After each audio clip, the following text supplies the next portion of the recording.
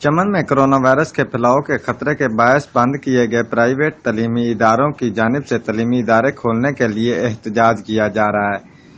Private تعلیمی اداروں کے مالکان اور اساتذہ نے تعلیمی اداروں کو کھولنے کے لیے احتجاج شروع کر دیا۔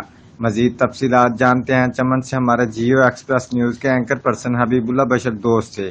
جیت کیا تفصیلات ہیں حبیب اللہ؟ جی بالکل، چمن میں کرونا وائرس کی پھیلاؤ کے خطرے کے باعث بند کیے گئے پرائیویٹ تعلیمی اداروں کی جانب سے تعلیمی ادارے کھولنے کے لیے احتجاج کیا جا رہا ہے۔ بلوچستان کے سرحدی شہر چمن میں کرونا وائرس کی پھیلاؤ کے خطرے کی وجہ سے بند کیے جانے والے پرائیویٹ تعلیمی اداروں کے مالکان اور اساتذہ نے تعلیمی اداروں کو کھولنے کے لیے احتجاج شروع کر دیا ہے۔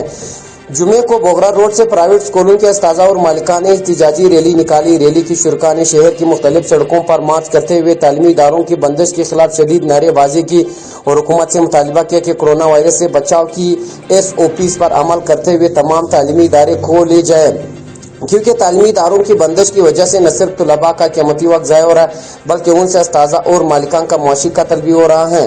شرکاء کا کہنا تھا کہ گزشتہ 6 ماہ سے نہ اساتذہ کو تنخواہیں ادا کی گئی ہیں اور نہ بلڈنگ کا کرایہ جات ادا کیے گئے ہیں، جس کی وجہ سے اساتذہ اور اسکول مالکان معاشی بدحالی اور فاقہ کشی کا شکار ہو رہے ہیں۔